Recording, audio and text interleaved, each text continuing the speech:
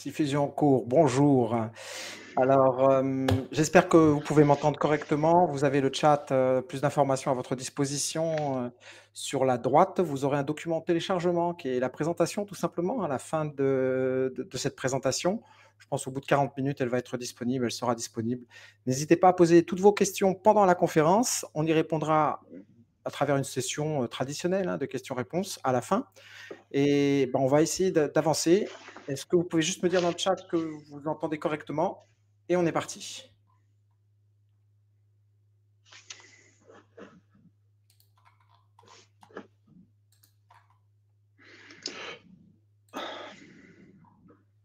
Oui. Tac, tac, tac.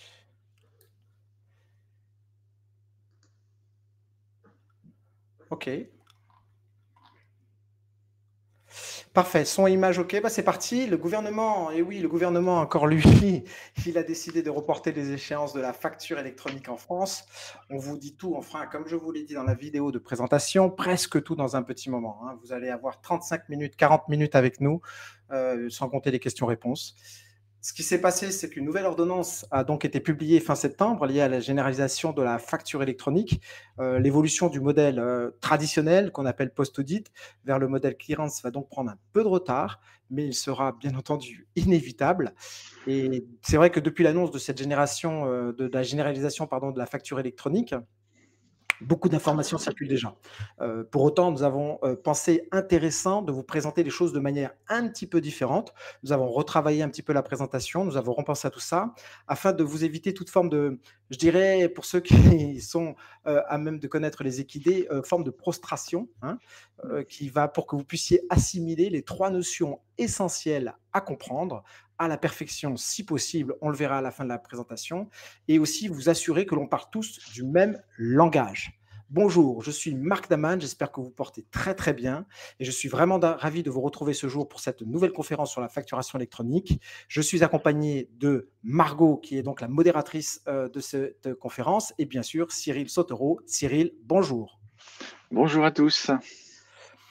Nous sommes ensemble donc pour 45 minutes comme je l'ai dit et on va commencer tout simplement par vous parler du programme. Alors, au sommaire de cette conférence, vous avez vu, c'est très succinct. Nous proposons de partir sur un triptyque, hein, tout simplement. Le rappel du cadre juridique suite à cette ordonnance, bien entendu. Les notions clés, les trois notions clés qui sont à maîtriser de votre côté. Il faudra s'accrocher sur quelques espaces, mais vous allez voir, on va y arriver. Et les points de vigilance qui seront donc la conclusion de cette conférence. Commençons par parler un tout petit peu de vous. Je vous lance un tout petit sondage pour que vous puissiez effectivement nous expliquer un tout petit peu quel type de société en fait vous êtes. Il va donc y avoir trois sondages en fait en tout au long de cette conférence. Le premier, c'est sur la taille de votre entreprise. Vous allez voir, c'est très simple. Et vous allez donc aux normes INSEE. Et le deuxième, c'est plutôt la mise en conformité de vos factures, c'est-à-dire qu'est-ce qu'aujourd'hui vous avez déjà mis en œuvre pour assurer la conformité de vos factures, que ce soit dans les pistes d'audit à travers des factures papier ou voire un mode EDI, etc. Donc vous allez pouvoir y répondre. Alors, commençons. Ben, Cyril, je ne vais pas laisser beaucoup la parole, c'est le moment. Voilà, Cyril, je te laisse présenter à la fois toi-même et aussi donc le Forum national de la facture électronique et puis à travers l'entreprise Anne-Marel également conseil. D'accord, bon, très quelques mots. Bonjour tout le monde. Quelques mots sur Anne-Marel Conseil. Effectivement, c'est une entreprise de conseil, une société de conseil qui accompagne à la fois les entreprises dans la transformation de leur processus, les offreurs et les intégrateurs notamment pour se développer à la perspective de la réforme et d'une façon plus générale le marché de la facture électronique et de la e-supply chain en France. Et je suis en particulier président du Forum national de la facture électronique et donc à ce titre, je coordonne un certain nombre de travaux avec notamment la DGFIP et l'ensemble des membres du forum. Quelques mots sur le forum, peut-être, si tu peux passer au slide suivant. Oui. Voilà, donc le Forum national de la facture électronique a été créé en 2012, de façon plus formelle en 2016. Ça regroupe l'ensemble des acteurs de l'écosystème, on va dire, c'est-à-dire à la fois des entreprises utilisatrices, des syndicats ou des ou des représentants d'entreprises comme le MEDEF, comme les experts comptables, comme des banques, comme les représentants de GS1 ou de Galia pour le secteur automobile. On a un peu plus de 100 adhérents aujourd'hui. Et on traite des sujets de normalisation, d'interopérabilité, de bonnes pratiques, d'évolution réglementaire. Donc vous imaginez qu'on est en plein dedans depuis maintenant 2 ans. Et puis aussi de promotion de la facture électronique d'une façon générale, ou plutôt du traitement électronique de la transaction commerciale, si on veut un peu étendre le périmètre. Merci pour cette introduction sur le Forum national. On va donc commencer par le rappel du cadre juridique. Donc, le rappel du cadre juridique, c'est-à-dire les impacts et les conséquences de ce contexte. Je voulais, en introduction, j'ai pensé intéressant peut-être de revenir, d'élargir un tout petit peu le débat et de vous indiquer le contexte un petit peu international, qui est évidemment plus que favorable pour la facturation électronique, c'est-à-dire le mode clearance en particulier. De nombreux experts d'ailleurs s'accordent d'ailleurs à dire que le monde entier va passer sur le modèle clearance d'ici fin 2025-2026 avec les mais on sent que vraiment le rythme s'accélère et de nouvelles déclarations, en ce sens, émergent pratiquement tous les mois. On a eu la Grèce, on a eu l'Égypte, on a eu l'Albanie, la Bolivie, et au mois de décembre, donc arrivera l'Arabie Saoudite, puisque le Moyen-Orient est assez actif depuis quelque temps, par exemple, ont récemment annoncé qu'ils en prenaient donc la trajectoire avec différentes étapes. En Afrique aussi, on va voir que… alors, j'ai indiqué ici un source Légifrance, c'est un chiffre qui est à prendre avec un peu de pincette quand même, mais néanmoins, il donne une certaine directive. Il faut savoir que c'est en Amérique du Sud qu'a pratiquement été initiée la facturation avec le modèle clearance, hein, puisque plus de 50% aujourd'hui de l'ensemble des pays du continent américain, nord et sud, ont déjà initié ou sont déjà en train d'utiliser ce type de méthodologie. Donc, c'est un pourcentage par rapport au nombre de pays. Hein. Ce n'est pas un pourcentage de facture. En Europe, on est à peu près à plus de 60% avec pratiquement tous les pays européens, hein, de l'Union européenne en tout cas. Et puis, au Moyen-Orient, l'Asie est surtout portée alors, par la Chine, c'est vrai, mais aussi également par le Moyen-Orient, avec, donc, j'en ai parlé, l'Arabie Saoudite et d'autres pays. Et puis, l'Afrique, petit à petit, ça commence. On a parlé de l'Égypte, mais il y a également le Maroc qui est vraiment en fer de lance. Et c'est vrai que la situation de pandémie que l'on a vécue a été un phénomène d'accélération par rapport à cette facture électronique, mais on voit que c'est les balbutiements simplement en Afrique. Voilà, juste ce petit contexte international. Pour revenir sur ce cadre juridique en France, l'idée ici, c'est pas de rentrer dans le détail des articles. Hein. Néanmoins, avec Cyril, on va essayer d'avancer, de compléter un tout petit peu les éléments. La première chose, c'est l'article 153, qui effectivement autour de l'invoicing, on va revenir sur cette notion, et l'article 195 qui est sorti en 2021 est plutôt autour de e-reporting, sachant que l'ordonnance 1190 vient confirmer le calendrier en particulier. C'est ça, hein, Cyril, si… Oui, tout à fait. Oui. En 2020, c'était on va faire de la facture électronique en envoyant les données à l'administration et on va faire un rapport pour savoir comment on va le faire. À la suite du rapport, on se rend compte que pour aller au bout du besoin, il faut rajouter du e-reporting sur les ventes qui ne sont pas dans le domaine de l'invoicing, donc les ventes B2C et les ventes B2B internationales. Et puis, après des travaux de ces 3 premiers trimestres, on va dire, est sortie l'ordonnance qui, de toute façon, devait sortir avant le 30 septembre, donc elle est quand même sortie même un petit peu avant, qui vient finalement inscrire dans le dur ces 2 obligations et qui vient effectivement modifier le calendrier essentiellement pour le rendre réalisable dans la sérénité, parce que c'était extrêmement tendu de commencer tout ça au 1er janvier 2023, sachant que pour commencer en 2023, il faut commencer mi-2022, vous voyez, donc ça laissait plus beaucoup de temps à tout le monde pour se mettre en place. Oui, je pense qu'on est tous contents de ce décalage un petit peu, malgré tout. Le cadre juridique français donc est terminé. Ça veut dire quoi? C'est un petit peu, c'est le titre un petit peu de la conférence, c'est Cap sur 2024. Donc on voit qu'il y a de nouvelles effectivement échéances en fonction de la taille de votre entreprise qui interviennent. On peut gagner, les grandes entreprises gagnent 18 mois, hein, si mes calculs sont exacts par rapport à l'ancienne. Ouais, elle gagne 12 mois et 6 mois, pour se préparer, on va dire. C'est ça. Globalement, on a un décalage de 18 mois pour la date T0, on va dire, et de 12 mois pour la fin, puisque ça commence au 1er juillet 2024, mais ça se termine au 1er janvier 2026 et puis 2025. Ça, c'est le premier point. Le deuxième point, c'est que ça va laisser le temps. D'abord, il y a l'ordonnance, mais il y a aussi les spécifications externes, donc un peu plus le détail. Et puis après, dans l'ordonnance, il y a beaucoup de renvois vers des décrets pour définir un peu plus précisément un certain nombre de points qui vont apparaître au premier semestre 2022, ainsi que les BOFIP, les bulletins officiels des impôts, qui en général viennent dire de façon assez précise ce qu'il faut faire, et c'est surtout sur ces bases-là en général qu'on développe les choses. Et donc ça va laisser le temps entre 2022 et 2023 à l'ensemble de l'écosystème de se préparer, parce qu'on va voir qu'il y a bien sûr une plateforme publique, mais il y a aussi des plateformes partenaires, puis il y a aussi, on va en parler juste après, d'autres types d'acteurs, et bien sûr les entreprises qui doivent faire un certain nombre de choses pour se préparer à cette réforme. L'objectif est que cet écosystème soit en capacité, au moins pour les premiers, de fonctionner plutôt au début janvier 2024, pour qu'il y ait le temps pour toutes les entreprises de faire leur choix de solution dans ce premier semestre 2024 et partir en 2024 pour tout le monde. Parce qu'on va le rappeler, en 2024, tout le monde est concerné en réception. En émission, c'est progressif, mais en réception, c'est en Big Bang.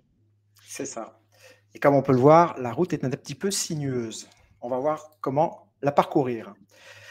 Alors, les trois aspects à considérer, je dirais, effectivement, de ce mode de clearance, c'est le modèle clearance, tout simplement, déjà, c'est-à-dire la possibilité d'avoir un contrôle des factures réalisées par une tierce, et en l'occurrence ici l'administration fiscale, avant même, des fois, l'envoi au client de la facture, la déclaration TVA en temps réel, et puis le modèle Y interopérabilité, où les factures sont transmises par voie électronique, et puis justement, on va en parler des différents acteurs.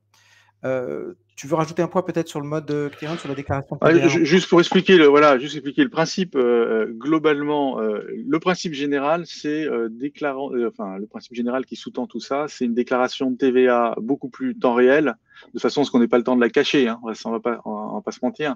Donc globalement, ça impose à ce que l'ensemble de l'économie déclare ses ventes d'une façon générale, et puis derrière aussi ne déduise que des choses qui ont une validité en déductibilité, c'est-à-dire qui ont été collectées. Et donc pour ça, une accélération effectivement de ce reporting. Un des modèles importants, c'est d'aller un peu plus loin que l'accélération, c'est-à-dire faire en sorte que les factures soient formellement approuvées, validées. Alors attention, c'est pas une approbation business, hein, c'est une approbation fiscale. C'est-à-dire globalement que cette facture soit automatiquement vérifiée. C'est pour ça qu'il faut qu'il y ait des données, de façon à ce qu'elle ait bien toutes les mentions obligatoires, plus un certain nombre de contraintes de calcul qui seront précisées ultérieurement. Donc c'est ça le phénomène. C'est d'abord on vérifie la facture. Alors soit on le vérifie directement parce que c'est une plateforme qui le fait, qui vous donne même un numéro, etc. On n'est pas dans ces espèces-là. Ou alors c'est fait dans un modèle en Y. C'est un modèle où il y a des partenaires ou des prestataires qui ont la capacité à exécuter des contrôles pour le compte quelque part, équivalent à ceux que ferait la plateforme publique, et qui ont vocation aussi donc à arrêter les factures si elles sont pas conformes. Donc ça veut dire qu'on a dans un modèle où les factures sont en général conformes quand elles arrivent. Exact. Et déclaré. Voilà. Donc, et déclaré. Et la déclaration de TVA vient en complément pour tout ce qui ne peut pas sortir des factures elles-mêmes. Que quand on fait du B2C, on fait pas toujours des factures, et puis on va pas envoyer le détail des factures en B2C. Et donc c'est à ce moment-là qu'on a une déclaration rapide de tout ce qui ne relève pas des ventes B2B au domestique. Voilà. Sachant que le B2B international est aussi concerné de la même manière que le B2C. Ouais, exactement.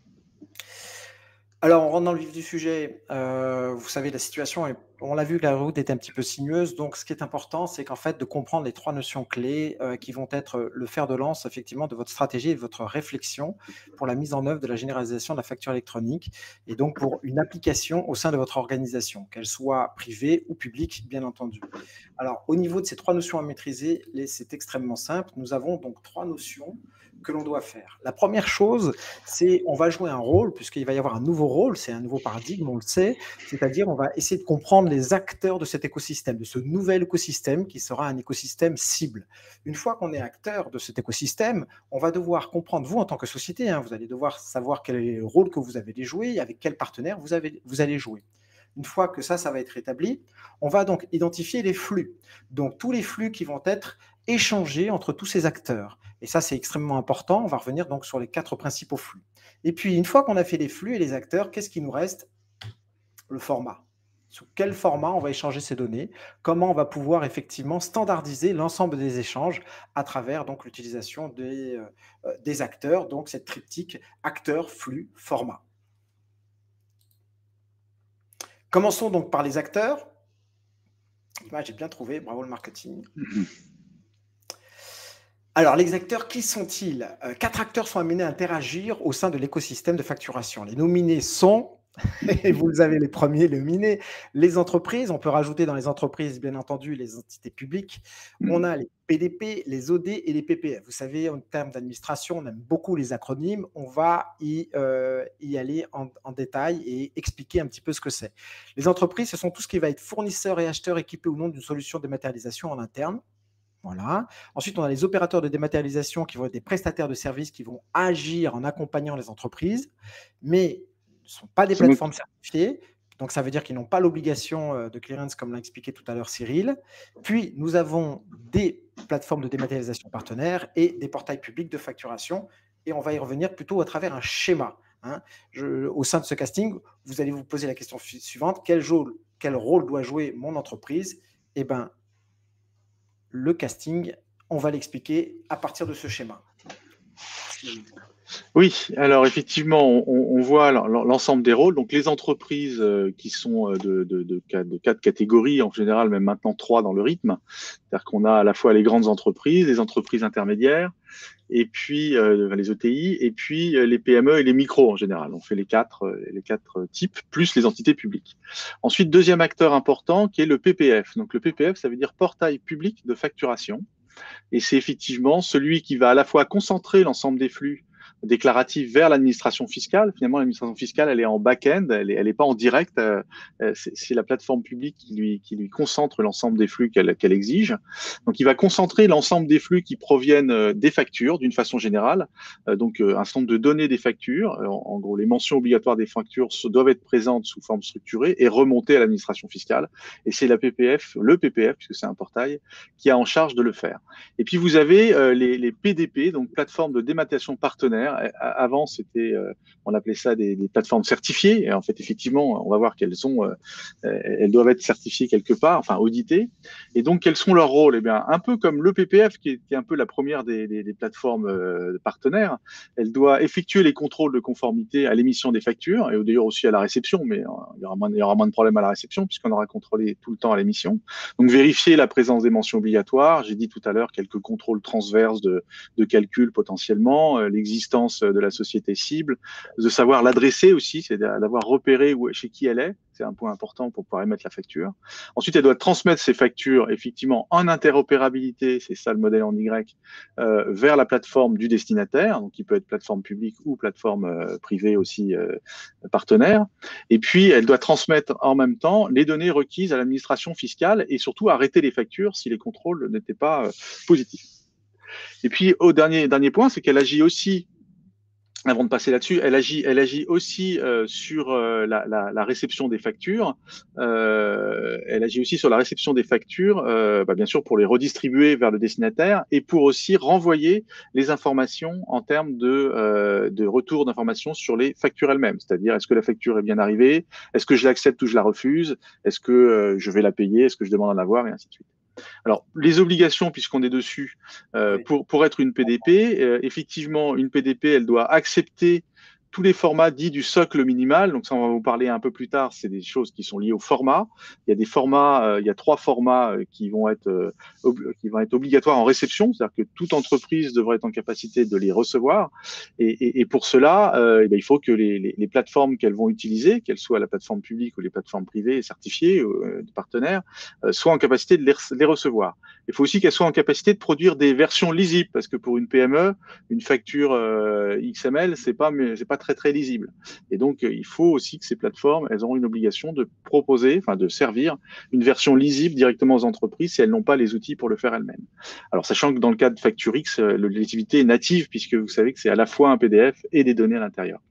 Elle doit bien sûr émettre au moins un des formats des 3 dont on vient de parler ici, parce qu'il faut bien qu'elle soit dans le dispositif pour pouvoir émettre des factures au moins vers ceux qui n'ont pas fait le choix de faire autre chose. Elle doit être interconnectée toute au portail public, parce que le portail public va des fois servir d'ailleurs de portail de transmission entre PDP quand les PDP sont pas connectés en direct. Et elles doivent être aussi interopérées avec au moins une autre. L'esprit, c'est avec celle avec qui elles trafiquent, d'une façon générale, mais on ne va pas oublier tout le monde, d'être connecté avec tout le monde, même s'il n'y aurait pas de flux. Voilà. Mais globalement, le principe, c'est un principe d'interopérabilité entre plateformes. Et puis, elle doit jouer aussi un rôle sur l'annuaire national qui va organiser les flux et pouvoir détecter sur quelle plateforme est le client destinataire des factures. Et donc, c'est au travers de ces plateformes partenaires que cet annuaire va se mettre à jour. Et puis enfin, elles auront des obligations pour que le dispositif d'échange soit sécurisé. Elles auront des obligations en termes de sécurité, de connexion et d'échange. Elles devront être conformes, bien sûr, au RGPD, à l'ISO 27001 et probablement un peu plus en termes de sécurité, d'exploitation en réseau. Voilà Donc, pour ces plateformes. voilà, pour la PDP. Donc maintenant, on a vu qu'est-ce qu'était qu'une PDP, qu'est-ce qu'était le PPF. Alors, très rapidement, au niveau de l'OD, donc l'opérateur de dématérialisation, vous aurez dans le document, effectivement, la synthèse de ce que représente et les missions également de l'OD. Mais très rapidement, très succinctement, qu'est-ce qu'on peut dire au niveau de l'OD, Cyril? L'OD, c'est donc un opérateur de dématérialisation. Alors, le terme n'est pas forcément super bien choisi parce qu'on pourrait avoir le sentiment que c'est lui qui dématérialise. En pratique, ici, les factures, elles sont échangées entre les PDP ou le PPF. Et uniquement entre ces acteurs-là. Ceux qui sont en amont et en aval, donc les opérateurs de dématérialisation ou les entreprises en direct, sont là pour aider, accompagner l'entreprise dans la gestion de ces factures. Donc, ils peuvent servir de concentrateurs, par exemple, quand on a plein de petites entreprises et que vous avez une plateforme qui sert, par exemple, des experts comptables et leurs clients, eh bien, elle va permettre à concentrer des flux pour les envoyer ou les recevoir de la plateforme publique, par exemple. Ou bien parce que l'entreprise, elle fait appel à plusieurs elle a des clients qui lui imposent encore un petit peu d'être sur plusieurs plateformes. L'opérateur de dématérialisation va pouvoir lui rendre les choses assez simples en disant je vais m'occuper d'adresser vos factures vers les différentes plateformes que vous utilisez, mais vu de chez vous, c'est comme si vous aviez qu'un seul accès. Donc on a un rôle de ces opérateurs dans l'écosystème qui peut être de rendre les services que rendent classiquement les opérateurs aujourd'hui en s'appuyant sur la plateforme, sur le portail public pour émettre et recevoir les factures tant qu'on est dans la norme, on va dire des formats, et potentiellement de passer par des plateformes des dématérialisations pour faire l'échange quand c'est exigé par des clients ou quand il y a des accords parce que l'opérateur de dématérialisation n'a pas souhaité être PDP pour des raisons diverses et variées. C'est exact. Voilà, donc maintenant on a vu quels sont les acteurs. Ça veut dire que vous allez devoir, en tant qu'entreprise, définir si vous êtes une simple entreprise, si vous devez passer par un opérateur, vous faire accompagner par un opérateur de dématérialisation ou avoir un partenariat. C'est déjà possible que vous ayez des partenariats, notamment dans les cadres des modes EDI, dans lesquels on est en capacité d'échanger à travers des plateformes. Donc c'est un petit peu la chose. En tant qu'entreprise, on pourrait être éventuellement en PDP, mais ce n'est pas forcément, après, ça dépend de votre capacité. Une fois que vous avez bien compris quel est l'acteur que vous avez, quel est le rôle que vous avez joué, on va donc se fier un tout petit peu au niveau des flux. Pardon, je vais fermer une porte parce que j'avais un bruit annexe. Excusez-moi. Voilà. Donc, je parlais des 4 fantastiques, Cyril. Je pensais que c'était eux qui étaient passés par la fenêtre, a priori. Juste au niveau de la présentation. Donc, les 4 fantastiques, c'est quoi? C'est les 4 flux que l'on doit traiter. Donc, on l'a vu, invoicing, e-reporting, cycle de vie, annuaire. Alors, au niveau, peut-être, avant de rentrer dans le détail de chacun des flux, on va repartir sur notre petit schéma, mais peut-être là en expliquant les flux au fur et à mesure. Alors, si on commence en termes de flux, le premier flux qui est associé en fait à le invoicing. Comment on... Exactement. Donc, c'est le flux qui va partir de l'entreprise A ou B. Il va passer éventuellement par un opérateur de dématérialisation pour se mettre en forme. Par exemple, l'entreprise pourrait fournir des données et c'est l'opérateur qui va fabriquer la facture dite originale pour le compte de l'entreprise et qui va le pousser ici au portail public. Ou bien alors, c'est l'entreprise qui pousse directement à sa plateforme en général, toutes les plateformes de dématérialisation partenaires ont un rôle d'opérateur de démat, c'est-à-dire qu'elles savent fabriquer des factures dans les bons formats et ainsi de suite. Et donc, cette facture va ensuite transiter d'une plateforme à l'autre ou de la plateforme publique quand c'est elle qui sert le destinataire ou l'émetteur dans tous les flux. Donc ça, c'est le flux de facture qui transite de la gauche vers la droite pour atterrir chez le client. Donc chacune la plateforme à droite va pouvoir dire à son client qu'il a reçu des factures et le client pourra venir les chercher, voire les traiter sur la plateforme pour ceux qui auront ce type de service. Le portail public, lui, il sera quand même sur un niveau de service minimum, on va dire. Il sera uniquement dans l'échange de factures et le retour des flux des flux du cycle de vie, mais pas sur la validation en ligne, par exemple, des factures. C'est des choses que proposeront, par exemple, des opérateurs de dématérialisation ou des solutions internes des clients. Donc voilà pour ces flux-là. Deuxième flux, le flux de e-reporting, le flux de reporting sur les statuts. Donc c'est le fait de renvoyer des statuts sur la bonne transmission des factures, parce qu'on voit qu'on la pousse à sa plateforme qui va l'émettre, mais ça suffit pas. Il faut savoir que la plateforme d'en face l'a bien reçue. Il faut savoir que le client est au courant qu'il a une facture, qu'il l'a pas rejetée, donc qu'il va la traiter. Et puis s'il la traite, qu'il l'approuve ou pas, voire qu'il demande un avoir. Et puis au bout d'un moment, qu'il fait un paiement, parce qu'on va voir que dans les obligations de reporting sur les ventes, etc., enfin plus lié à la TVA, il va y avoir des informations sur l'encaissement qui vont être nécessaires pour le fournisseur, et pour qu'il puisse le faire, il sera important que le client lui explique quand il paie des factures, puisqu'en fait, il va être demandé aux clients fournisseurs sur les factures dont la TVA s'exige à l'encaissement, de fournir assez rapidement, même très rapidement, le détail des encaissements facture par facture, ce qui veut dire le lettrage des factures entre la facture et le paiement pour pouvoir reconnaître que tel paiement, encaissement plutôt, a fait référence à telle facture et que ça va donner une déclaration de TVA. Et puis le troisième flux qu'on voit apparaître en vert, ce sont les flux de reporting sur les ventes, donc essentiellement les ventes B2C, les ventes donc B2C qui ne sont pas dans de la facture électronique B2B domestique par définition, et les ventes B2B internationales, et aussi les acquisitions d'ailleurs, les acquisitions intracommunautaires, parce que vous savez que quand on fait une acquisition intracommunautaire, on auto-déclare la TVA, on auto-liquide la TVA. Et donc c'est l'acheteur en fait qui doit déclarer la TVA, donc il va faire un flux équivalent pour dire quelle TVA est sur sa facture, même si en même temps il a déduit en général. Voilà. Je voulais peut-être pas en parler là, mais c'est vrai que c'est une question qui souvent été posée. Peut-être que les participants à cette session se la posent. Si moi, je suis société, par exemple Mattel américaine, et que je dois donc facturer des entreprises françaises, comment ça va se passer? Ah bah là, ça se passe comme d'habitude, hein. Il n'y a pas d'obligation pour les entreprises étrangères de passer à la facture électronique, on ne peut pas le faire. Donc elles facturent comme d'habitude. Alors l'inconvénient, c'est que quand c'est une entreprise à l'export comme ça, enfin plutôt à l'import, il n'y a pas d'obligation particulière aujourd'hui de déclaration sur les flux d'import. Il y a une déclaration, si l'entreprise est basée dans un pays d'Europe, là pour le compte, il y a une déclaration à faire sur la TVA qui n'est pas dedans, mais qui en découle, puisqu'effectivement, on est en auto-liquidation, donc il faut déclarer le montant des ventes et collecter la TVA en fait pour le compte à la réception. Voilà. Juste une petite précision parce que ça arrive souvent et peut-être que vous posiez la question et ben, voici la réponse. Alors, voilà, il faut bien comprendre, je te coupe juste, mais il faut bien comprendre le principe général, c'est de l'administration, c'est collecter toute la TVA possible, voilà, sans en oublier. C'est ça l'objectif principal pour eux. Exactement, exactement. Et ce qui est logique d'ailleurs, Mmh. en particulier. On a vu donc la particularité, donc peut-être quelques petits points de spécifiques sur les enjeux du reporting.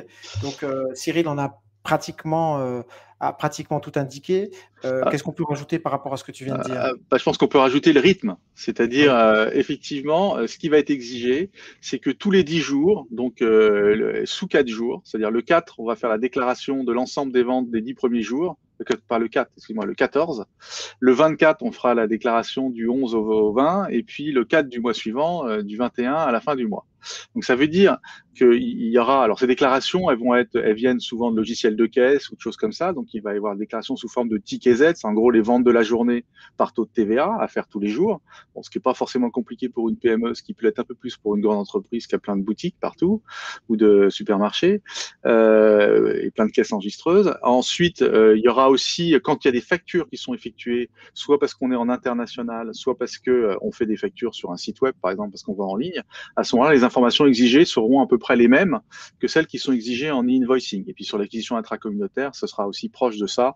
On est en train de discuter d'une certaine tolérance parce que là, il faut les saisir normalement puisqu'on les reçoit. Donc, ça pourrait quand même être un peu sympa pour les entreprises qu'elles n'aient pas à saisir trop d'informations. Donc, c'est tous les 10 jours. Et pareil sur les encaissements, et ça, c'est un point important.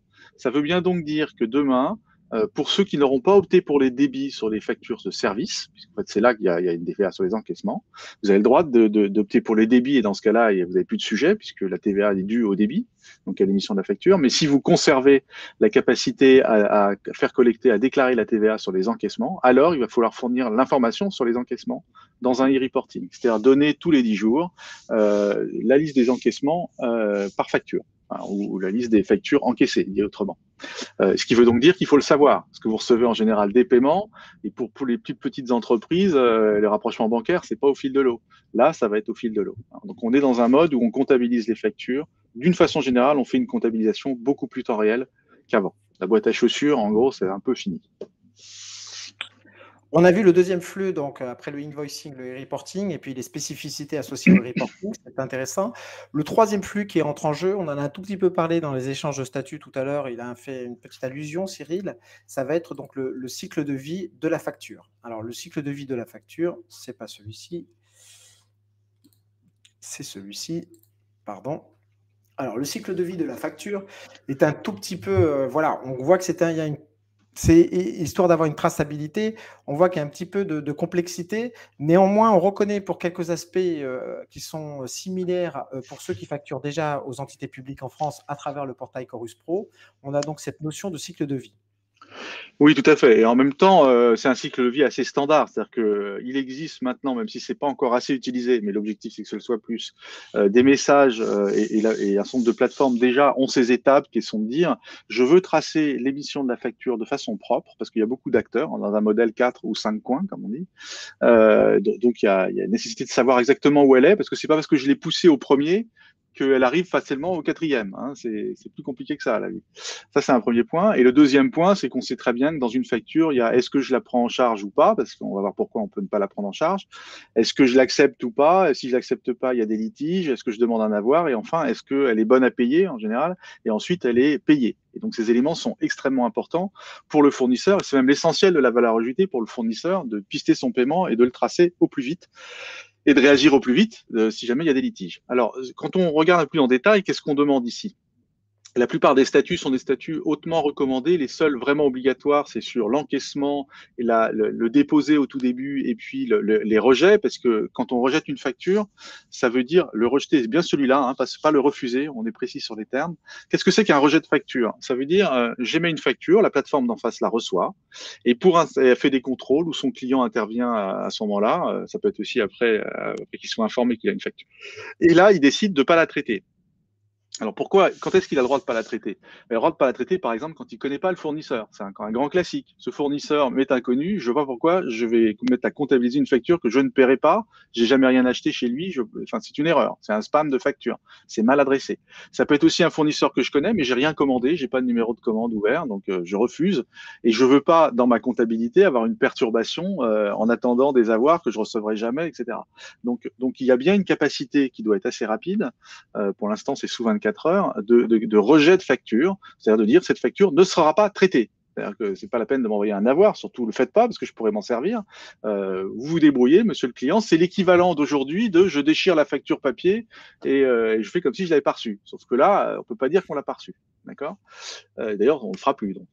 Et puis ensuite, on a une mise à disposition, c'est qu'on dit au client, bah, vous avez des factures, une prise en charge, et là c'est important, c'est là qu'il dit, je vais la traiter parce que c'est a priori une facture pour moi. Il a le droit de la refuser encore, de refuser son paiement, mais il va la comptabiliser. Et à partir de là, on ne débouclera qu'avec un avoir ou une facture corrective ou rectificative. Et puis ensuite, les statuts classiques, approuvés partiellement. Les autres sont plus, ils sont plus optionnels, on va dire. Et puis le refuser, ça veut dire j'attends un avoir le temps que l'avoir ou la facture rectificative arrive.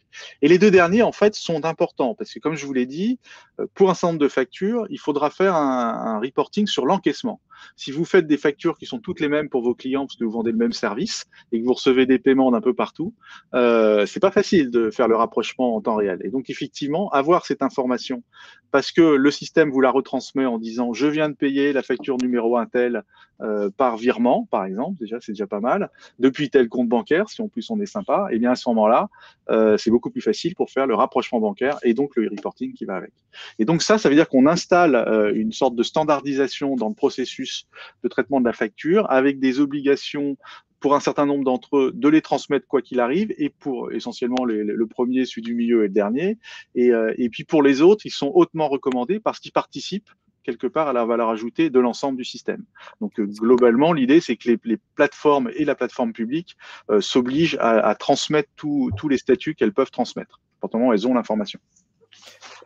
de l'expérience de Chorus, c'est vrai que suspendu et en litige sont deux statuts non obligatoires, mais qui ont leur intérêt dans les échanges au quotidien et dans le travail dans la relation client-fournisseur. Hein. C'est vraiment assez intéressant parce qu'un litige, ça peut éviter en fait énormément de tâches.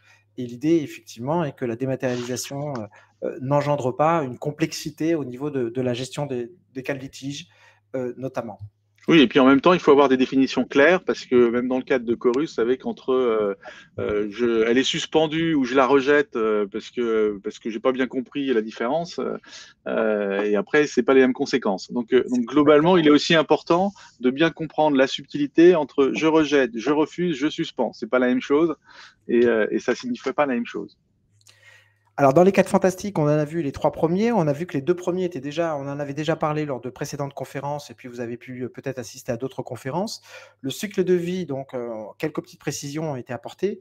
Par contre, là, on va un petit peu toucher une nouvelle, un nouvel axe, enfin, un nouveau flux, qui va avoir son importance, puisque c'est l'annuaire national des destinataires, qui est une brique transversale de l'ensemble des entités. On va donc l'expliquer avec, je vais laisser Cyril apporter Alors, quelques précisions sur l'annuaire.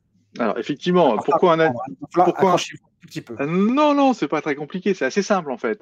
Oui, oui, non, mais c'est bon. On a un modèle en étoile ou en Y, hein, c'est-à-dire qu'il y a plusieurs acteurs. C'est vrai que si on avait dit il y a qu'une seule endroit où on envoie les factures, c'est la plateforme nationale et elle se débrouille pour les envoyer à l'autre bout, c'est simple, c'est le modèle italien, mais on sait qu'il y a quelques contraintes opérationnelles qui font que c'est pas forcément le plus efficace.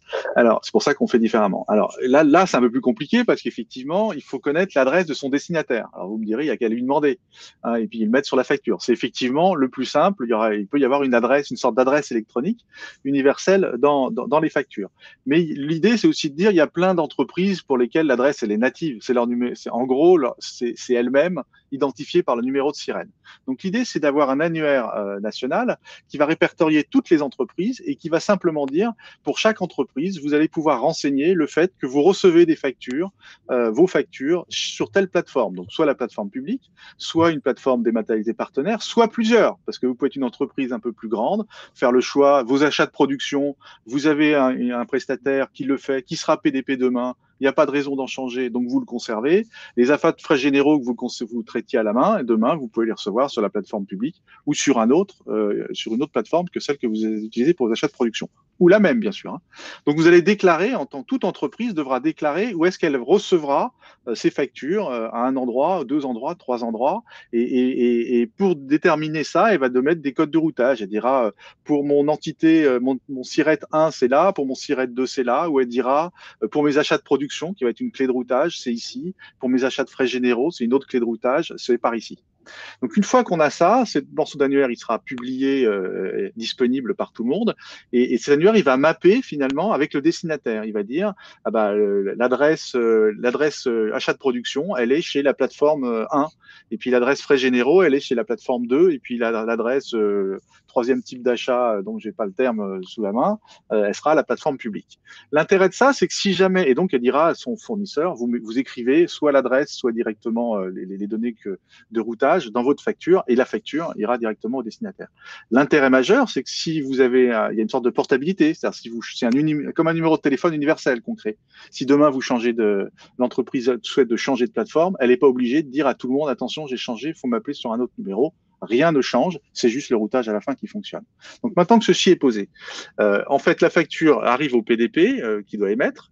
Cette plateforme, elle interroge l'annuaire en lui disant il est où ce destinataire qui a mis ça dans sa facture, les clés de routage. À ce moment-là, l'annuaire répond, ou alors des fois il l'a copié donc il le sait tout de suite. Répond bah effectivement le destinataire il est sur la plateforme X ou sur le portail. Et dès lors qu'on sait ça, à ce moment-là, on peut adresser la facture si on est connecté. Donc c'est le dernier point directement. Soit au portail public, soit à la plateforme. Si par hasard on n'est pas connecté à la plateforme, ce qui peut arriver, hein, parce que toutes les plateformes ne sont pas connectées 2 à 2, eh bien on pourra reculer d'un pas, se comporter un peu comme un opérateur de dématérialisation et envoyer la facture à la plateforme publique qui elle est connectée à tout le monde. Donc elle peut atteindre tout le monde, ce qui veut dire que le système fonctionne de toute façon. Plus il y a d'interopérabilité, plus on est en direct. Moins il y a d'interopérabilité, plus on passe par la plateforme publique. Voilà, les chemins vont être trouvés. Et cette notion aussi qui est intéressante, je crois, au niveau de l'annuaire, Cyril en a un petit peu parlé, c'est une notion de maille, hein, comme il vient de l'expliquer, puisque ça va avoir pour conséquence quand même l'annuaire une préparation de vos données. Je me trompe en disant ça, Cyril? Oui, enfin, le premier élément important, c'est que donc cet annuaire, la clé d'identification des entreprises, c'est le numéro de sirène. Donc, il faut que vous connaissiez le numéro de sirène de vos clients, qui soit dans vos systèmes d'information, parce que celui-là, il sera toujours demandé dans les factures. Là, tu peux passer les trois, parce qu'en fait, le 1 arrive en troisième, je crois. Mais voilà, donc effectivement, les trois fonctions, c'est un registre de toutes les entreprises, comme je viens de le dire, et dedans, il y aura donc identifié en premier lieu par le numéro de sirène. Donc, c'est sûr qu'il faudra connaître le numéro de sirène de tous vos clients. Potentiellement leur numéro de SIRET si jamais ils utilisent ça pour orienter leur facture. Et Voilà. potentiellement, c'est un peu comme une adresse électronique, une clé de routage, un composant additionnel qui va venir faire le bon routage, le bon choix de plateforme. D'accord. Et ça va être finalement disponible pour tout le monde au travers des PDP, de façon à ce que, en tant qu'émetteur, vous puissiez savoir si je veux atteindre tel destinataire, voilà les adresses de routage finalement qui sont disponibles et que je peux utiliser. Et puis le deuxième, si ça revient, Oui, c'est ça effectivement le mapping. Et puis le troisième, alors le troisième, il est uniquement pour les entités publiques. C'est ce qui existe aujourd'hui. Il y a une troisième fonction de l'annuaire qui est de dire, alors quand je suis dans le public, la première, elle sert à rien. On sait que c'est le portail public qui est le portail du destinataire, parce que c'est le portail de toutes les entités publiques. Et donc le 2 non plus, ça sert à rien, puisque on sait que c'est le portail public. Par contre, on a une composante additionnelle qui est de dire, il y a peut-être des données importantes à mettre dans la facture, obligatoires. C'est la troisième catégorie. Dans le monde privé, ce sera géré par les plateformes de dématation partenaires qui pourront dire, une fois qu'on les interroge, pour ce client-là, il demande un numéro de commande, etc. Tout ça, c'est du demande privée. Mais pour le secteur public, le même annuaire traitera de cette fonction dit de règle métier, très simple, hein, parce qu'en l'occurrence, c'est est-ce qu'il faut un engagement juridique ou un service exécutant ou les deux. Donc, on n'est pas dans des règles très complexes, mais malgré tout, c'est une information importante pour l'émetteur. Voilà, donc ça signifie que la PPF sera en lien direct avec le portail Chorus, bien entendu. Le PPF sera la PDP du secteur public. Du On peut voir ça secteur comme public. voilà. C'est ça. Voilà, c'est ça, exactement. Il sera le PDP du secteur public, absolument, puisque après, dans la partie Chorus, on a vu les codes services, les engagements juridiques, comme on vient de le signaler. Alors, on a défini les acteurs, on a défini les flux, on a vu qu'ils étaient trois acteurs, on a vu qu'il y avait quatre acteurs, pardon, qu'il y avait 4 flux. On va parler maintenant des formats, ils sont un tout petit peu moins nombreux, ça c'est la bonne nouvelle. Et au niveau des formats, ce qui va se passer, c'est qu'on va effectivement, au niveau de la norme, peut-être recommencer un tout petit peu à parler. L'idée, c'est de se dire, en termes de format, qu'est-ce qui a été accepté, qu'est-ce qui est acceptable par la plateforme. Alors, j'ai parlé en introduction de prendre un peu de recul, et il va être important aussi dans votre préparation pour les échéances françaises de prendre du recul et de savoir quel est le format qui sera susceptible de correspondre, en particulier pour les entreprises qui exportent, qui va pouvoir répondre à 90% de mes futures plateformes éventuellement. Et je crois que de commencer par parler de la norme EN 16931 est une bonne chose. Oui, tout à fait. C'est juste un rappel rapide, j'en avais déjà parlé précédemment. La norme européenne sémantique des factures a été définie, publiée en 2017, obligatoire en réception dans tout le secteur public en Europe. Donc évidemment que c'est une base de travail sur les deux syntaxes d'implémentation de cette norme. Donc ça c'est important, et ce sont les deux fameux formats UBL et UNCFACT C2I XML qui sont ici. Et puis la version, on va dire plus la version mixte, qui est importante aussi, notamment pour les petites entreprises, qui est une version mixte avec un PDF et des données, alors en nombre potentiellement plus réduit, à l'intérieur de ce PDF, de façon, toujours au format d'ailleurs C2I en l'occurrence, de façon à avoir toujours une unité sur les données de format et de profil. On verra qu'il va falloir enrichir un tout petit peu les données pour ceux qui veulent faire plus de données, parce qu'il y a des cas métiers qui en exigent un peu plus que ce que n'en prévoit la norme. Alors peut-être un petit zoom, je crois, très rapide sur les trois formats. Voilà. Alors c'est ce qu'on appelle le socle minimal. Ça veut dire c'est ce que toutes les entreprises doivent savoir accepter. Alors attention, quand on dit doivent savoir accepter, c'est surtout leur plateforme qui doit les accepter, parce qu'en général, le rôle d'une plateforme, c'est de livrer des données et des lisibles. Donc effectivement, en direct, bon, il y a des entreprises qui sauront recevoir directement la facture originale, mais un certain nombre d'entre elles recevront des représentations de ces factures originales. En tout cas, les trois formats que tout le monde doit savoir traiter en réception, ce sont donc le format UBL de la norme européenne, donc l'implémentation de la norme, parce qu'il y en a plein des implémentations d'UBL, hein. Donc celui qui est conforme à la norme européenne. Même chose pour le C2I, qui est le monde Edifact, mais en XML, hein, pour faire simple. Et puis FactureX qui inclut donc du C2I sur les données. Donc c'est PDF plus C2I en fait. C'est ça. Avant de rentrer un petit peu plus précisément dans cette partie FactureX, on voit bien que parmi les trois formats proposés, seul le FactureX inclut un format visuel. On est bien d'accord. Oui. Une question souvent qui revient, c'est que si effectivement en termes d'UBL et de C2I, donc je crois que tu l'as dit très très bien en introduction tout à l'heure, ça sera à la charge de la PDP de vous fournir le visuel, hein. C'est ce que tu avais indiqué tout à l'heure. Enfin, si vous l'exigez, enfin, elle doit être capable de fournir un lisible intégral. Alors, non, je vous rappelle que fournir un lisible intégral d'une facture structurée est une obligation réglementaire. De toute façon, voilà. Même si c'est une obligation pour l'entreprise. Là, ce qui est important, ça doit encore être précisé dans les spécifications externes parce que ça a été un peu oublié, mais c'est juste un oubli. Donc, vous inquiétez pas pour ceux qui les ont lus. Effectivement, les PDP seront dans l'obligation de prendront en charge cette capacité à fabriquer le lisible. Parce qu'on imagine bien que si je suis une PME et qu'on m'envoie un UBL, ça va me faire bizarre. Hein. Pour une petite boîte. Ce qui signifie que si une entreprise passe par un OD, par exemple, pour transmettre directement à la plateforme en format IBL ou C2I, est-ce que la plateforme, comme dans ce qu'on peut retrouver sur Chorus, sera en capacité d'être mandatée, entre guillemets, pour fabriquer ce PDF lisible? Alors, elle va fabriquer un lisible. Si on veut répondre précisément à la question, il faut être un tout petit peu plus détaillé. C'est-à-dire que si j'émets la plateforme qui émet, d'accord. Alors, pas forcément le portail Chorus Pro fera pas forcément ça, mais une plateforme qui émet pourrait très bien dire je reçois un flux en UBL, très bien. Si vous voulez, je fabrique directement du FactureX pour l'envoyer à votre client, à la plateforme du destinataire. C'est donc moi qui vais créer la facture originale qui sera cette fois-ci un FactureX basé sur votre UBL, mais l'original sera le FactureX et du coup, votre client, il aura un FactureX. Deuxième possibilité, je pousse l'UBL à la plateforme destinataire qui sait la traiter. Elle peut fabriquer un FactureX si ça plaît au client à partir de là. Et dans ce cas-là, a priori, vu d'aujourd'hui, le FactureX, c'est une sorte de copie. C'est comme si c'était un peu la copie électronique. Vous voyez, c'est la copie fidèle et durable de la facture originale qui reste l'UBL. Mais vu de l'utilisateur, il a un lisible et des données, d'ailleurs, l'un dans l'autre ou l'un à côté de l'autre pour traiter sa facture. C'est vrai. On voit bien que justement, c'est pour ça qu'on peut y rentrer dans cette FactureX avec un peu plus de détails, parce qu'on voit bien tout l'intérêt de ce format en comparaison des deux autres, même si ce sont des formats qui peuvent être complémentaires. Alors, sur cette partie, non, là, ça a été un peu trop vite. Voilà. FactureX, alors, au sein de FactureX, si on rentre un tout petit peu dans le détail, FactureX, c'est une facture PDF, vous voyez, avec un fichier de données. Donc, c'est conçu de façon simple. Le fichier qui est au centre, voilà, le PDF qui est au centre, c'est pour les gens comme vous et moi, hein, donc les gens qui savent lire quelque chose de lisible et compréhensible parce qu'on a l'habitude. On aurait du mal à comprendre une facture avec la représentation à droite. Parce qu'il y a 5 pages de données comme ça. Pour valider une facture, c'est assez infernal. Par contre, l'ordinateur, lui, c'est l'inverse. Il comprend bien à droite, mais il comprend pas bien à gauche. Comme vous le savez, à gauche, il faut extraire les données, on se trompe, c'est compliqué, ainsi de suite.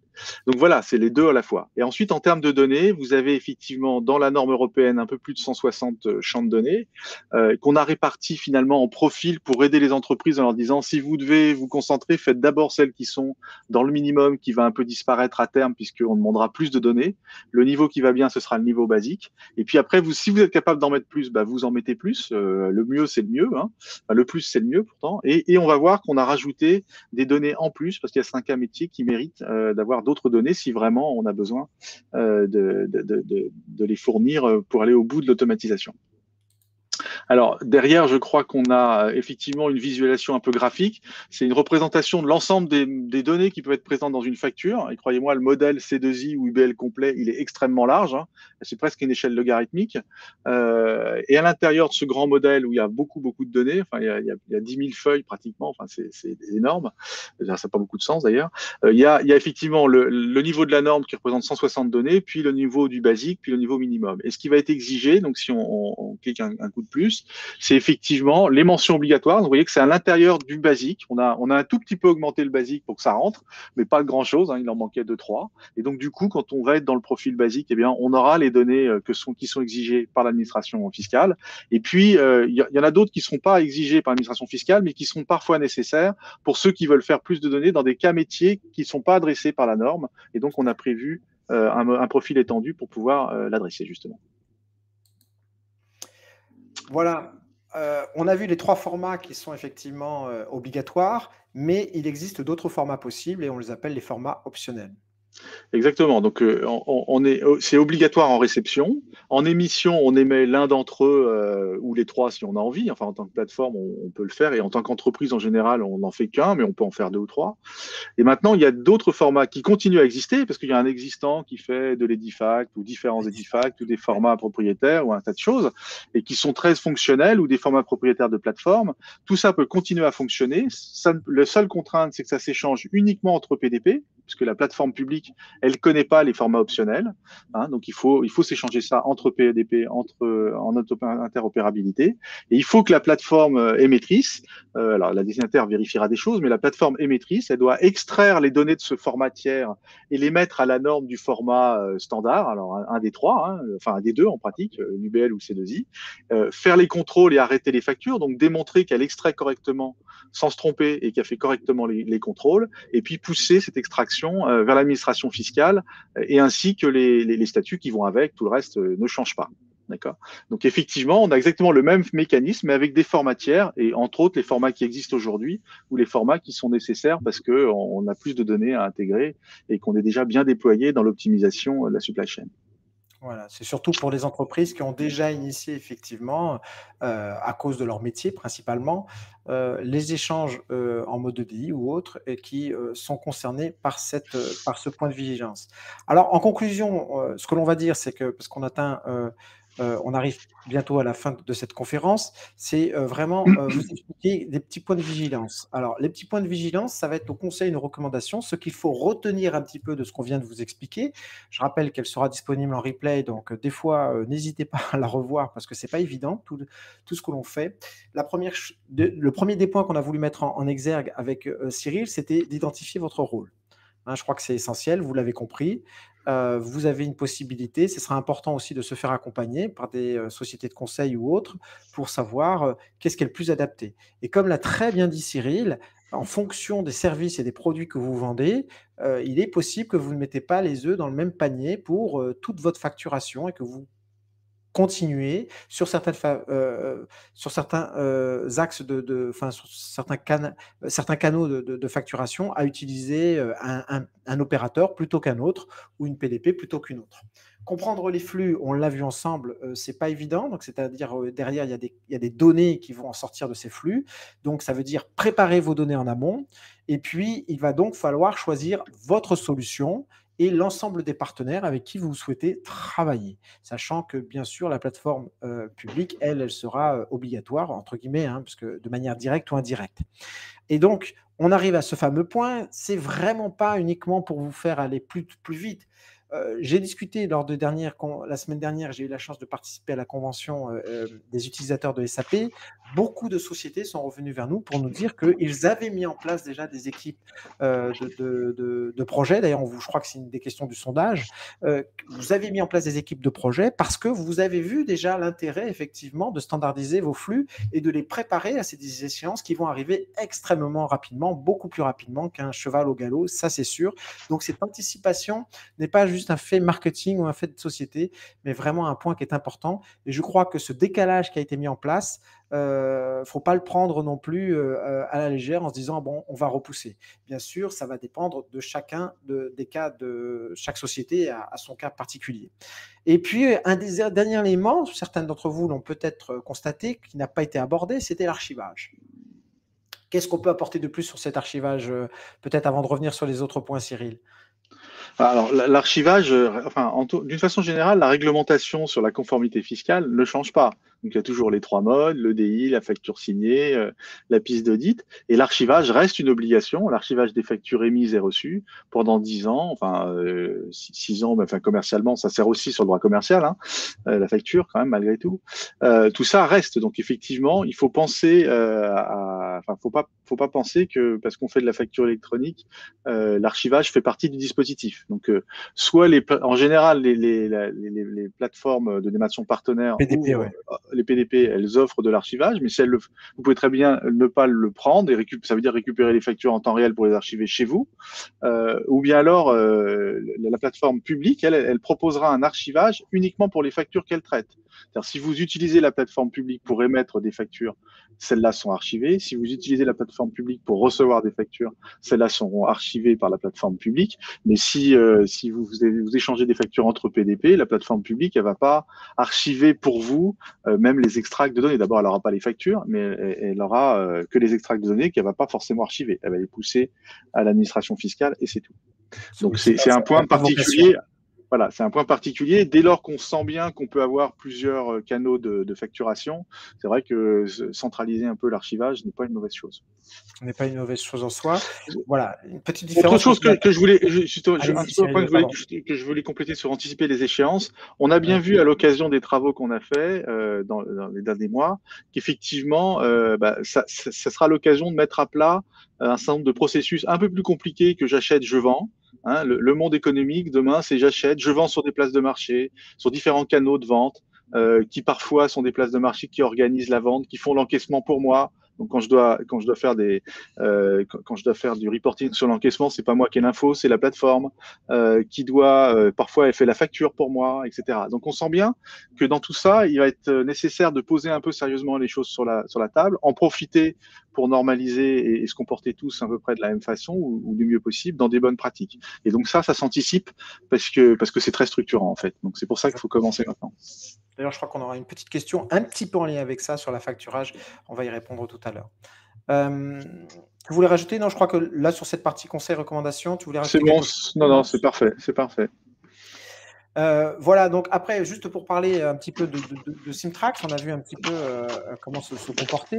Donc nous, l'idée, c'est on va se positionner effectivement à la fois comme opérateur de dématérialisation et comme plateforme PDP, puisqu'on pourra nous utiliser dans les deux sens. Et c'est pour ça que on appelle notre solution Compléo Hybride, parce que c'est une solution qui va être en mode hybride, que ce soit en termes d'archivage ou que ce soit en termes de traitement et de conversion de ces informations de manière directe ou indirecte vers la plateforme, et puis avec une certaine aisance à l'international, puisqu'on travaille déjà et on est en train justement de mettre en place pour l'Arabie Saoudite, avec un de nos clients, avec plusieurs de nos clients d'ailleurs, la mise en place de cette facturation électronique dans le mode clearance. La réduction des coûts récurrents, c'est important parce que c'est vrai qu'une solution hybride, les avantages, c'est que ça va dépendre. Vous allez choisir la meilleure solution possible, notamment en termes d'archivage, parce que souvent, c'est un coût caché qui est, au départ, la première année, tout va bien, mais par contre, au fur et à mesure, il y a une réglementation. Vous devez garder, conserver vos documents un certain temps et ça peut forcément s'élever quand on a des grosses quantités. Donc, toujours l'idée qu'avec une solution hybride, on soit en capacité on apporte cette flexibilité qui va vous permettre de choisir la meilleure architecture possible vous concernant. Et puis, toute cette phase d'intégration, puisque que ce soit en amont avec des ERP type SAP, avec d'autres ERP, que ce soit Microsoft, Oracle, ce genre de choses, il y a une intégration très poussée pour après ramener les informations vers vous, évidemment, quand vous recevez vos factures de fournisseurs. Alors là, il est temps pour poser les questions. Je vais aller assez rapidement là-dessus. Sur les premières questions, merci d'en avoir posé. Donc, on les a choisies un petit peu en favoris. Alors, si vous n'êtes pas dans la liste des favoris, vous inquiétez pas, on reviendra vers vous. Quand seront connues les modalités exactes de mise en œuvre, exemple, les champs supplémentaires de la facture? On a des informations à ce sujet. Qu'est-ce qu'on devine? ce jour, si je peux. Aujourd'hui, on peut dire que c'est même défini, hein. Donc, dans les Voilà. spécifications externes, alors qui ont été publiées au 30 septembre et qui vont faire l'objet de publications additionnelles, parce que tout n'est pas dit d'ici la fin du mois de décembre. En tous les cas, il y a vous verrez pour ceux qui vont le chercher sur le site d'impôt.gouv, qu'il y a des fichiers Excel qui décrivent l'ensemble des données du socle minimal, on va dire, les données de la norme européenne, et qui cochent celles qui vont être obligatoires, enfin celles qui sont attendues par l'administration. Donc ça, c'est défini. Il y a même d'ailleurs une tolérance avec globalement, jusqu'au 1er janvier 2026, sera exigé à minima les données de niveau document et les données de ligne, donc les informations essentielles de ligne, seront exigées à partir du 1er janvier 2026. Ça ne veut pas dire qu'on n'a pas le droit de les donner avant, mais en tout cas, il faudra les donner automatiquement après. Voilà, donc effectivement, ça, c'est défini aujourd'hui avec assez peu de surprises à venir, hein. Globalement, c'est assez figé. Alors, c'est vrai que ça peut sonner. Tu as parlé de la vente multicanal, et c'est vrai que dans le cadre des opérateurs de télécommunications, ça arrive assez. Il y a un fournisseur qui oblige à aller chercher une facture sur leur plateforme aujourd'hui. Devra-t-elle dorénavant systématiquement l'envoyer? Exemple, GMS. Ah bah oui, oui, ça, la réponse est oui à 100%. Ouais, oui, à C'est-à-dire, 100%. c'est-à-dire que effectivement, vous allez en tant qu'entreprise déclarer que vous souhaitez recevoir sur telle plateforme, et donc l'entreprise émettrice, dans son mode d'émission, devra interroger l'annuaire pour savoir où envoyer la facture. Alors après, qu'elle vous oblige, parce qu'elle est très dominante, à vous dire, je vous oblige à utiliser la plateforme la même que moi, et c'est elle qui va vous faire l'émission, la réception, et vous continuerez à l'avenir la chercher dessus. Je ne veux pas dire que c'est impossible, mais c'est pas dans l'esprit de la réforme. Donc la l'esprit de la réforme, c'est justement d'ouvrir sur l'interopérabilité et de rendre possible et facile, ce qui n'est pas forcément le cas, et c'est pour ça que vous allez chercher sur un portail aujourd'hui, l'émission des factures. Là, il faut bien voir aussi un des points positifs de cette réforme, c'est qu'au 1er juillet 2024, comme tout le monde est censé recevoir des factures, si vous êtes capable d'envoyer vos factures sous les bons formats, hein, les 3 qu'on a cités, bah, vous pouvez envoyer 100% de vos factures, parce que vous êtes certain d'atteindre tous vos clients et qu'ils ont l'obligation d'avoir dit où ils les reçoivent et donc d'aller les chercher.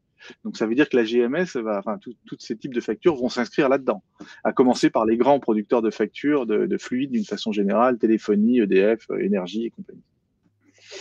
Alors, dans le sens de cette question, et c'est toujours Guillaume qui la pose, donc on pourra le considérer comme sage, hein, comme Maître de Lévi-Strauss, c'est comment vont être traitées les déductions de la GMS comme les pénalités. C'est vrai que cette notion de pénalité, j'y ajouterais en fait sur cette partie, parce que c'est toujours le même qui pose cette question, sur l'affacturage, c'est pas tout à fait lié, mais il y a quand même une notion derrière, soit de pénalité, soit de paiement en direct, on va dire, hein.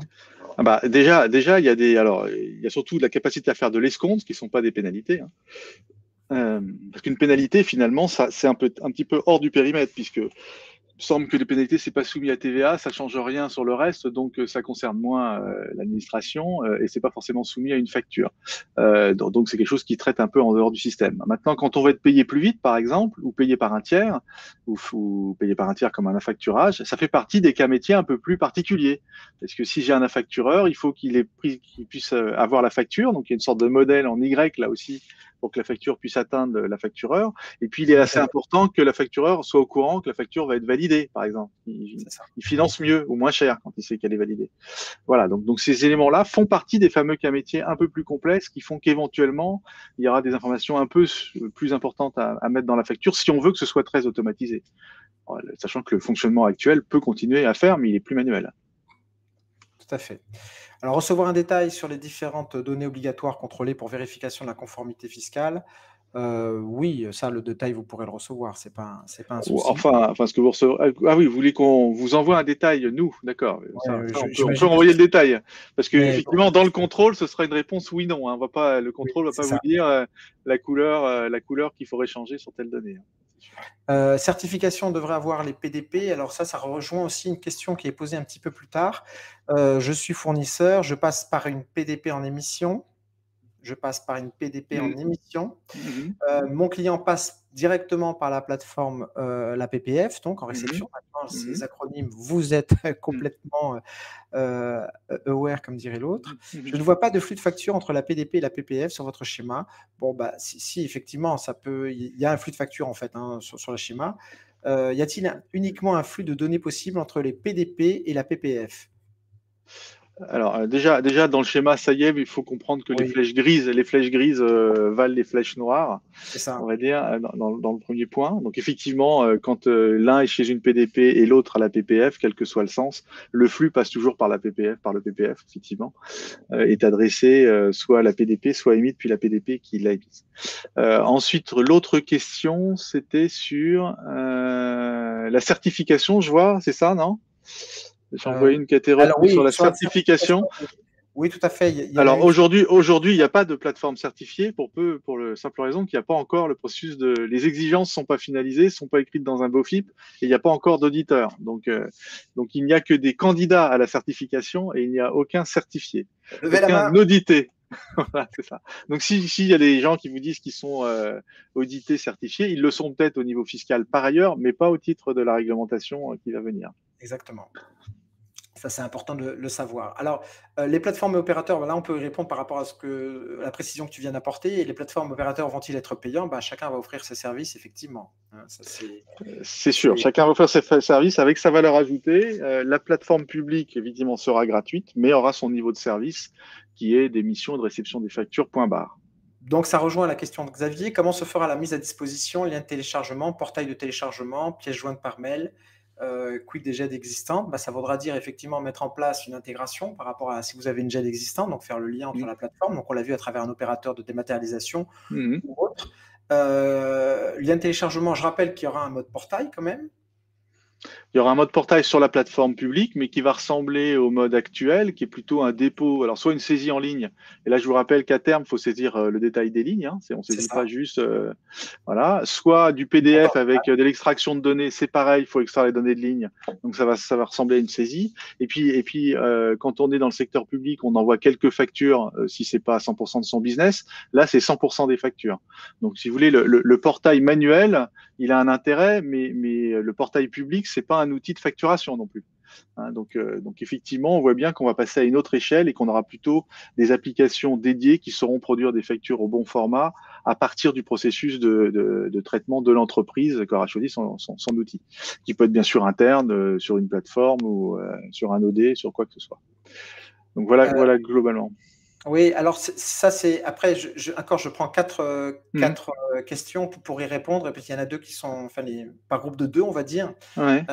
On vient de voir effectivement, par rapport à la GED, hein, et Mmh. donc se pose la question, d'Arnaud, pour l'archivage, on reste sur la norme, enfin voilà, sur la Sur la norme norme NFZ 42013. voilà, c'est Alors celle-là, bon, mais s'il faut aller la ou noter, mais l'ISO 27001, hein, donc alors attention, ça n'a rien à, c'est pas du tout la même chose. c'est pas du tout les mêmes choses. Voilà, c'est Voilà. pour ça que je voulais répondre à Donc, cette donc, précision. effectivement, y a une norme qui explique comment il faut faire un archivage conforme, à valeur probante, etc.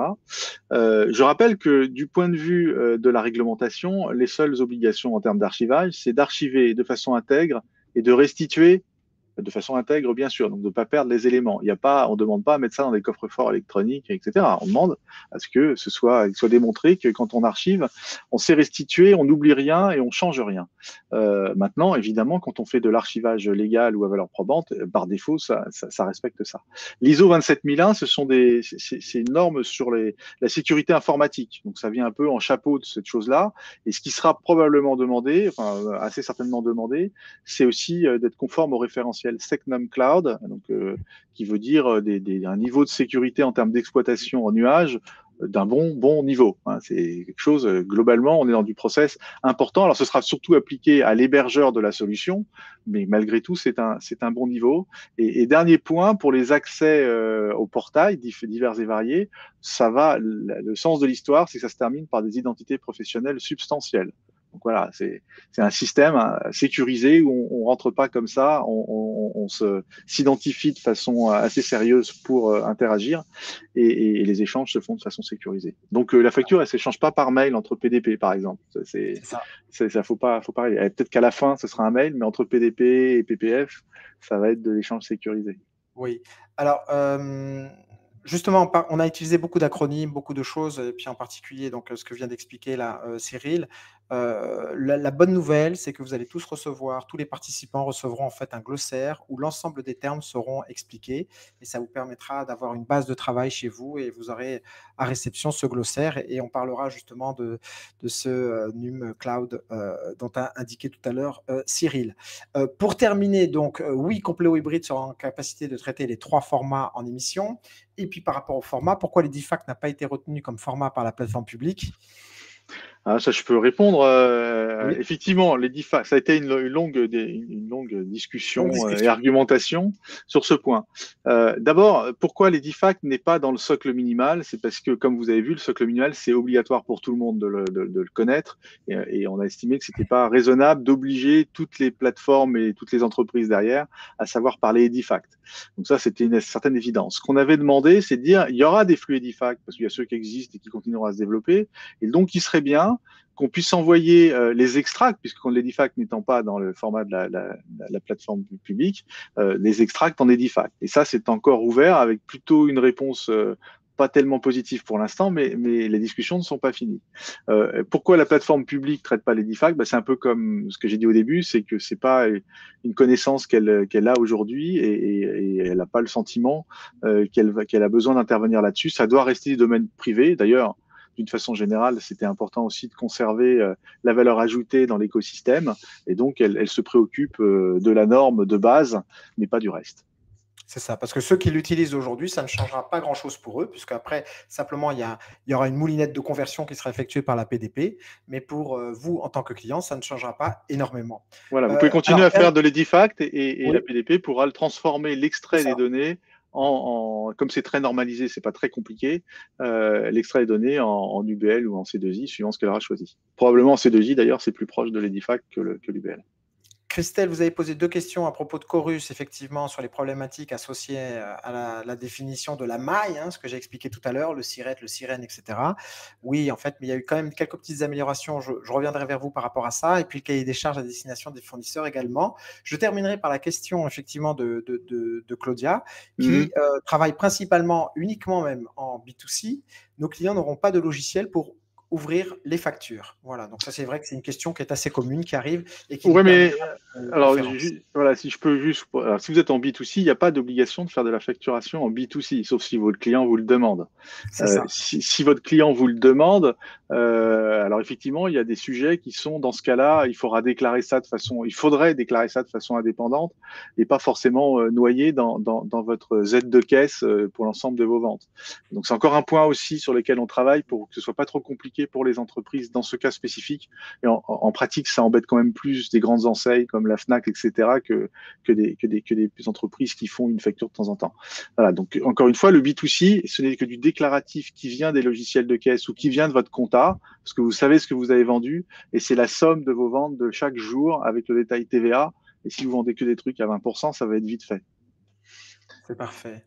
Ou à On est 10 ravis d'avoir. ou à Merci 5. Cyril pour toutes ces précisions. On est vraiment ravis d'avoir partagé autour de ce sujet avec vous. On pensait qu'effectivement, lors de cette présentation, il y allait avoir encore une criticité beaucoup plus importante, mais justement, tant mieux, on va pouvoir bien réfléchir aux choses et faire les choses correctement pour être prêt pour ces nouvelles échéances qui ont donc été reculées au 1er juillet 2024 en réception et plus tard, effectivement, en émission de manière progressive.